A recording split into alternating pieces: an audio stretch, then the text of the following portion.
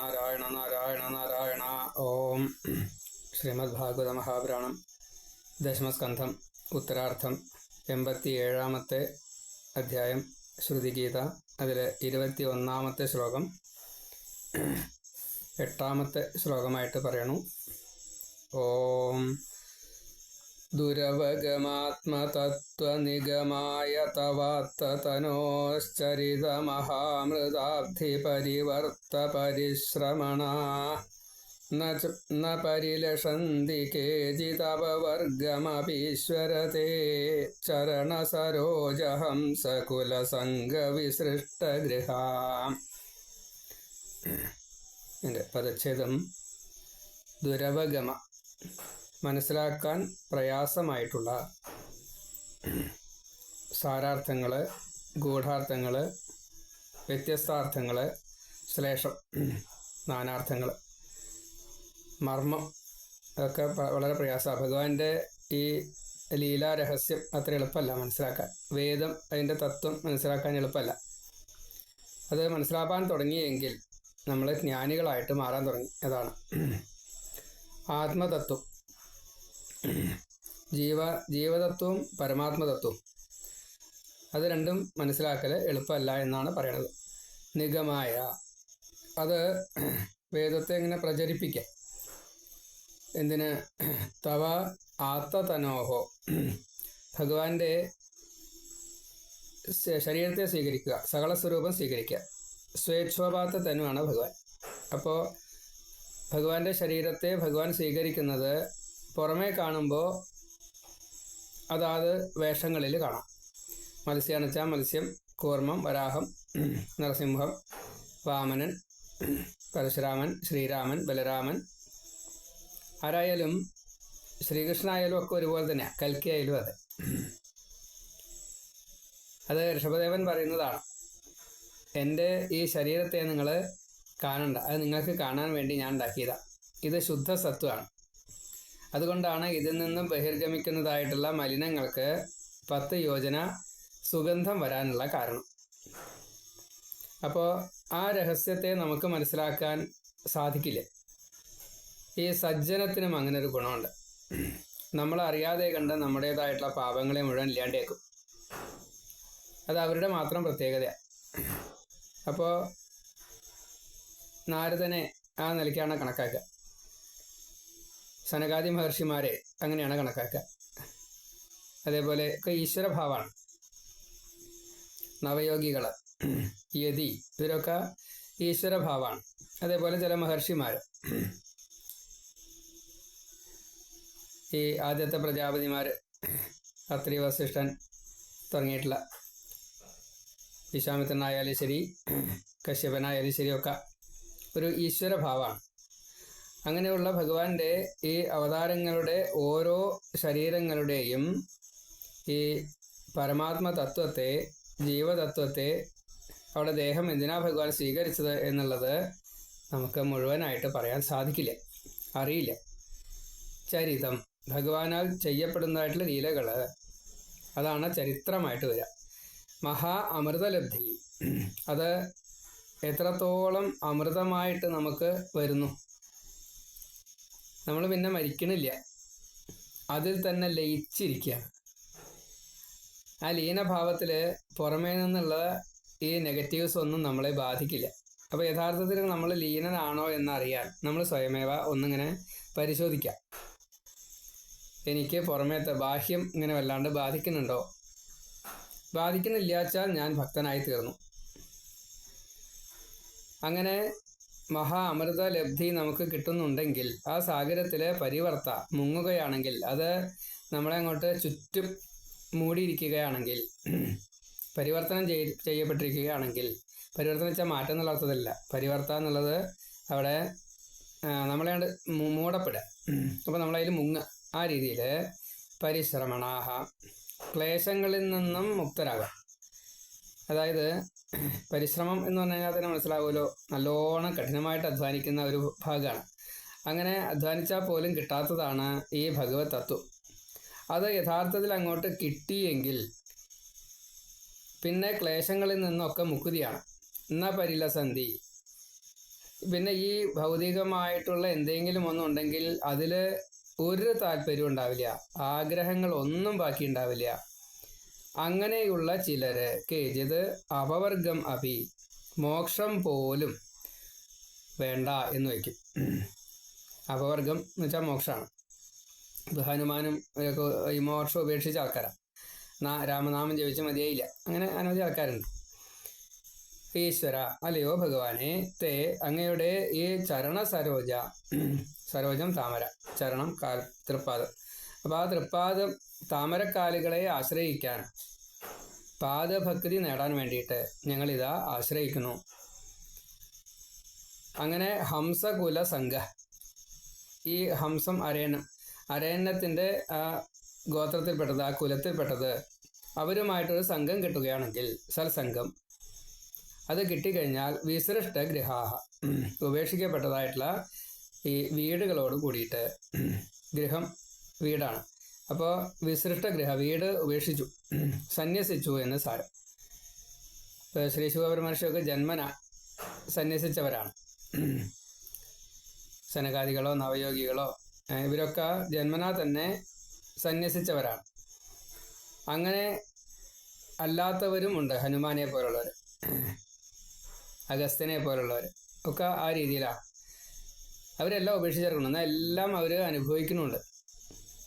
അത് ഭഗവാന്റെ ഇച്ഛയ്ക്കനുസരിച്ച് ഇങ്ങനെ വേണം എന്ന് ഭഗവാൻ നിശ്ചയിച്ചു, അതുകൊണ്ട് അത് ചെയ്യണു, അത്രയേ ഉള്ളൂ. അതിൽ യാതൊരു ആസക്തിയുമില്ല. അവരുടെ ഭാര്യമാരും അങ്ങനെ തന്നെയാണ്, കുട്ടികളും അതേപോലെ തന്നെയാണ്. ഭാര്യയുണ്ട്, കുട്ടികളുണ്ട്, വീടുണ്ട്, ആശ്രമമാണ് വീട്. അവിടെ വളരെ രമ്യതയാണ്, സർവകാല സുഖാവഹം. ദേവന്മാർ വന്നാൽ അവർക്ക് പോലും സ്വർഗം വേണ്ടെന്ന് അവിടെ മതി, അത് പറ്റില്ലല്ലോ വിചാരിച്ച് തിരിച്ചു പോവുക. യാഗങ്ങളൊക്കെ ചെയ്യുന്ന സമയത്ത് വന്ന് സ്വീകരിക്കണം, സ്വീകരിച്ചിട്ട് വരം എന്താ വെച്ചാൽ അത് കൊടുക്കണം, കൊടുത്തതിൻ്റെ ശേഷം തിരിച്ചു പോകണം. ഈ വരമൊന്നും ഇവർക്ക് ആവശ്യമില്ല എന്നുള്ളത് അവിടെ വന്നാൽ മനസ്സിലാവും. അപ്പോൾ ദേവന്മാർക്ക് കുറച്ചൊരു ഇവിടെ മതിയായിരുന്നു എന്ന് തോന്നലുണ്ട്, പക്ഷെ മാർഗമില്ല. അതാണ് ഇവിടെ പറഞ്ഞു വന്നത്. ഇങ്ങനെ പരമഹംസന്മാരെ പോലെ ഭഗവത് താല്പര്യത്തോടു കൂടിയിട്ട് ഭഗവാനെ അത്രയും ഉപാസിക്കുന്നവരായിട്ട് സകല സ്വരൂപത്തിൽ തന്നെ വളരെയധികം ശ്രദ്ധയോടു കൂടിയിട്ട് ഉപാസന ചെയ്യുന്ന മഹാഭക്തന്മാരായിട്ടുള്ള പണ്ഡിതന്മാർ, അവർക്ക് മോക്ഷം കൂടി വേണ്ട. ഭഗവാനെ സേവിക്കുക, ഭഗവാന്റെ നാമം ജപിക്കുക, അതിങ്ങനെ കീർത്തനം പാടി നടന്ന് ഭഗവാന്റെ കഥകൾ ഭാഗവതം പാരായണം ചെയ്തിങ്ങനെ സഞ്ചരിച്ചു കൊണ്ടേയിരിക്കുക, ഒന്നും ആഗ്രഹിച്ചിട്ടല്ല. ഗോപികമാർ പറഞ്ഞ പോലെയാണ്, ഞങ്ങൾക്ക് ഒരു ആഗ്രഹവും ഇല്ല കേട്ടോ, കൃഷ്ണൻ വരട്ടെ, പാലും വെണ്ണയും കക്കട്ടെ, അത് വരാഞ്ഞാലാണ് ഞങ്ങൾക്ക് വിഷമട്ടോ യശോദേ എന്ന് പറഞ്ഞു. ആ കൂട്ടത്തിലാണ് ഭഗവാൻ എപ്പോഴും പലതരത്തിൽപ്പെട്ടതായിട്ടുള്ള അവതാര സ്വരൂപങ്ങളെ സ്വീകരിച്ച് ചെയ്യുന്നതായിട്ടുള്ള ഓരോ ലീലകളിലും ഇവർ സ്വയമേവ പങ്കെടുക്കുകയാണ്. ആ സമയത്തേക്ക്, ആ കാലത്തിലേക്ക് ഇവരങ്ങോട്ട് പോവുകയാണ്, ഈ ഭക്തന്മാരങ്ങോട്ട് പോവുകയാണ്. അപ്പോൾ അവർക്ക് പിന്നെ എന്തിനാ മുക്തി? എപ്പോഴും ഭഗവാന്റെ കൂടെയാണെങ്കിൽ കുറേ സമയം വരാഹത്തിൻ്റെ കൂടെ വെച്ചാൽ കുറേ സമയം ഹിരണ്യകശിപുവിൻ്റെ മറ്റേ നരസിംഹമൂർത്തിയുടെ കൂടെയാണ്, കുറേ സമയം കൃഷ്ണൻ്റെ കൂടെയാണ്, കുറേ സമയം ശ്രീരാമൻ്റെ കൂടെയാണ്, കുറേ സമയം വാമനൻ്റെ കൂടെയാണ്. ഇങ്ങനെ സഞ്ചരിക്കുമ്പോൾ അവർക്ക് പിന്നെ മുക്തിയുടെ ആവശ്യമില്ല. പക്ഷേ അതിലെ ഏറ്റവും മാക്സിമമായിട്ടുള്ള സാത്വിക ഭാവത്തെ എടുക്കാൻ സാധിക്കണം. അങ്ങനത്തെ പരമഹംസന്മാർക്ക് മാത്രമേ മുക്തി വേണ്ട എന്ന് തോന്നുള്ളൂ. അപ്പോൾ അവിടേക്ക് എത്തണമെങ്കിൽ എന്ത് വേണം? നമ്മുടെ ഭാവം അവിടേക്ക് എത്തണം. മഥുരാമണ്ഡലേയസ്തു ജംബൂദ്വീപേ സ്ഥിതോ അഥവാ ഈ ഓർച്ചയിൽ പ്രതിമാം പ്രതി സമേ പ്രിയതരോ ഭുവി. ശ്രീകൃഷ്ണനെ സ്മരിച്ചുകൊണ്ട് ഈ ശ്രീകൃഷ്ണൻ ജനിച്ച് മധുരയിൽ ജനിച്ചു, പിന്നെ അമ്പാടിയിലേക്ക് പോയി, ഗോകുലത്തിലേക്ക്, അവിടുന്ന് വീണ്ടും മധുരയ്ക്ക് വന്നു, പിന്നെ ദ്വാരകയിലേക്ക് പോയി. ഇങ്ങനെ ഭഗവാൻ സഞ്ചരിച്ചതായിട്ടുള്ള സകല ഭൂപ്രദേശങ്ങളിലും, പിന്നെ ഭഗവാൻ എവിടെ ഇല്ലാത്ത എല്ലായിലുണ്ട്, അവിടെയൊക്കെ ഇരുന്നു കൊണ്ട് ഭഗവാനെ ഉപാസിക്കുക. ഭഗവാന്റെ വിഗ്രഹത്തിൽ ഇപ്പോൾ കൃഷ്ണബിംബം ഉണ്ടാക്കി അതിൽ പൂജിച്ചു വയ്ക്കുക. ആ ഭൂമിയിൽ വെച്ച് ചെയ്യുന്നതായിട്ടുള്ള ഈ ഉപാസകൻ്റെ ഉപാസന എനിക്ക് ഏറ്റവും ഇഷ്ടമാണ്. അതേപോലെ തന്നെ നമ്മുടെ പ്രാർത്ഥനയും അങ്ങനെ ആവണം.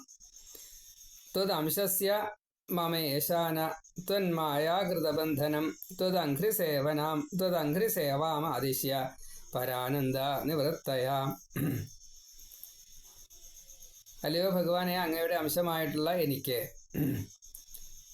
ത്വത് അംശസ്യ മമ, അങ്ങയുടെ അംശമാണ് ഞാൻ, അങ്ങനെയുള്ള എനിക്ക് ഈശ്വര, അങ്ങയുടെ മായ അത് എന്നെ എപ്രകാരത്തിലാണോ ബന്ധിച്ചിരിക്കുന്നത്,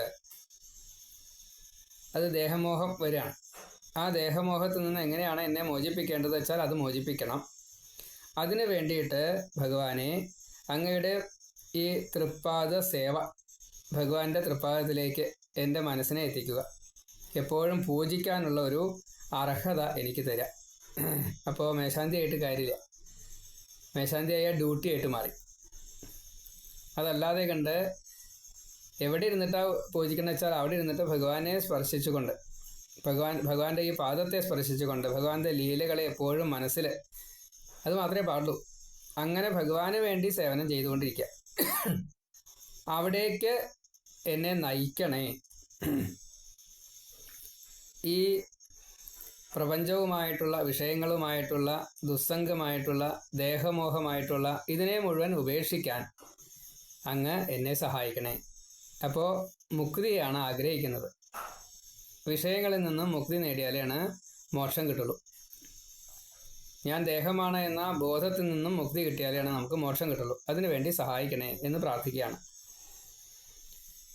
ദുരവഗമാത്മതത്വനിഗമായ തവാത്തതനോഃ ചരിതമഹാമൃതാബ്ധി പരിവർത്ത പരിശ്രമണ ന പരിലഷന്തി കേചിദപവർഗമപീശ്വരത്തെ ചരണസരോജഹംസകുലസംഘവിസൃഷ്ടഗൃഹ. അപ്പോൾ ആ ഒരു ഭാവത്തിലേക്ക് നമ്മെ എത്തിക്കാൻ വേണ്ടിയിട്ട് ഭഗവാനോട് പ്രാർത്ഥിക്കുക, സദാസമയത്തും പ്രാർത്ഥിക്കുക. അങ്ങനെയാണ് മഹാഋഷിമാര് അല്ലെങ്കിൽ പരമഹംസന്മാര്, ഇപ്പോൾ ഭാഗവതമൊക്കെ പരമഹംസന്മാര് പറഞ്ഞതായിട്ടുള്ളത് വ്യാസൻ കൂട്ടിച്ചേർത്തതാണ്. അതുകൊണ്ട് സംഹിത, പരമഹംസന്മാര് പറയപ്പെട്ടത് കൊണ്ട് പാരമഹംസ്യാം സംഹിതായ, അങ്ങനെയാണ്. ഇവിടെ അന്വയം ഹേ ഈശ്വര, ദുരവഗമാത്മതത്വനിഗമായ, സമീപിക്കുവാൻ കൂടി കഴിയാത്തതായിട്ടുള്ള ഭഗവാന്റെ ഈ തത്വത്തെ അറിയണം എന്ന് ആഗ്രഹിച്ചുകൊണ്ട് ആത്തതനോഹോ, സ്വീകരിക്കപ്പെട്ടതായിട്ടുള്ള ഭഗവാന്റെ ഈ ശരീരം, സകല സ്വരൂപത്തെ തവ ചരിത മഹാമൃത അബ്ധി പരിവർത്ത പരിശ്രമണാഹ, അങ്ങയുടെ ഈ ചരിതമാകുന്ന അതിമഹത്തായിട്ടുള്ള അമൃത സമുദ്രത്തിൽ ഇറങ്ങിയിട്ട് അങ്ങോട്ട് മുങ്ങാനുള്ള ശ്രമങ്ങളെ ഉപേക്ഷിച്ചവരായിട്ടുള്ള കേജിത് ചിലര് തേ അങ്ങയുടെ ചരണസരോജഹംസകുല സംഘ വിസൃഷ്ടഗൃഹാഹ, അങ്ങയുടെ പാദമാകുന്ന ഈ താമരക്കാലില് ഹംസങ്ങളെ പോലെ രമിക്കുന്നവരുടെ ആ സംഘത്തോടുള്ള ചേർച്ച കൊണ്ട് അവര് വീട് തൊട്ടതൊക്കെ ഉപേക്ഷിച്ചു. അങ്ങനെയുള്ളവർക്ക് മോക്ഷം പോലും അപവർഗം അപി ന പരിലഷന്തി, അവർക്ക് മോക്ഷം പോലും ആഗ്രഹമില്ല. അതായത് മേശാന്തി ആവണ്ടെന്ന് സാരം. മേശാന്തി ആയാൽ കാശ് വാങ്ങണം. മറിച്ച് എവിടെയാണോ ഇരിക്കുന്നത്, ഇപ്പോൾ നമ്മൾ ബസ്സിൽ പോവുകയാണ്, ആ സമയത്തും കൃഷ്ണ കഥകൾ മാത്രം മനസ്സിൽ, രാമകഥകൾ മാത്രം മനസ്സിൽ, വാമന കഥകൾ മാത്രം മനസ്സിൽ. ആ സമയത്ത് നമ്മൾ മാനസപൂജ മനോമഖം ചെയ്യാണ്. നമ്മുടെ നാലു പുറത്തും ആൾക്കാരും ഈ ചലനാത്മകമായിട്ടുള്ള ഒരു അവസ്ഥയും ഇതൊന്നും നമ്മളെ ബാധിക്കുന്നില്ല. നമ്മളെന്താ ചെയ്യണത്? സദാസമയത്തും ഭഗവത് സ്മൃതിയോട് കൂടിയിട്ട് സഞ്ചരിക്കുകയാണ്. ഭാഗവതത്തിലെ കഥകളെ തന്നെ മനനം ചെയ്താൽ മതി. അങ്ങനെയുള്ളവർക്ക് ഈ സത്സംഗം കൂടി കിട്ടുകയാണ്. സത്സംഗം കിട്ടുമ്പോൾ അവരുടെ കൂട്ടത്തിൽ പെട്ടുവെങ്കിൽ, ആ ഒരു ഭാവത്തിൽ നമ്മൾ എത്തിയെങ്കിൽ നമുക്ക് പിന്നെ മുക്തി വേണ്ട. നമ്മൾ മോഹമുക്തരായിട്ട്, ജീവൻ മുക്തരായിട്ട് ഇവിടെ ജീവിക്കണമൊക്കെ ഉണ്ടാവും. പക്ഷേ ആ ജീവിക്കൽ മുഴുവൻ ഭഗവത് അർപ്പിതമായിട്ടാണ് ജീവിക്കുക. ജീവിതം പോലും ഒരു വിഷയമല്ലാത്ത രീതിയിൽ ആക്കി തീർക്കാൻ സാധിക്കും. അതൊരു മഹാഭാഗ്യ. അപ്പം അതിനൊരു പ്രാർത്ഥന നമ്മുടെ മനസ്സിൽ ഉണ്ടാവണം. അപ്പോൾ മുക്തി വേണ്ട എന്ന രീതിയിൽ നമ്മളെ എത്തിക്കും. അതാണ് വേദങ്ങൾ പറഞ്ഞിട്ട് ഭഗവാനെ സ്തുതിക്കുന്നത്. അതിൻ്റെ കാരണം എന്താ? ഭഗവത് അനുഗ്രഹമാണ്. അത് നമുക്ക് കിട്ടട്ടെ. ദുരവഗമാത്മതത്വനിഗമായ തവാത്തതനോഃ ചരിതമഹാമൃതാബ്ധി പരിവർത്ത പരിശ്രമണ ന പരിലഷന്തി കേചിദപവർഗമപീശ്വരത്തെ ചരണസരോജഹംസകുലസംഗവിസൃഷ്ടഗൃഹ. ഈ ശ്ലോകത്തെ കേൾക്കുക, ഷെയർ ചെയ്യുക. ശ്രീ ഗുരുവായൂരപ്പ നാരായണ.